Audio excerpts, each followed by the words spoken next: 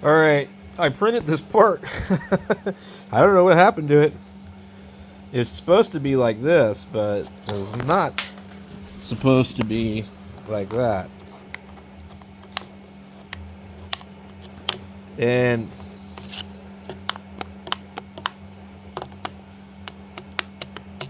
I don't know what the hell happened, but I can like literally put my finger between the layers here. They're all like separate layers. It's really, really strange. It's like, I mean, I don't know. I sliced it in the thing. It also seemed like the infill is kind of strange. You know, the deal here makes really weird. But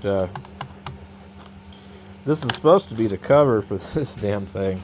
It would go on here like that, you know. We'd put that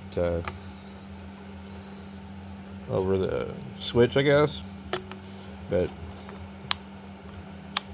I'm not sure what I did wrong here. It's like super flexible.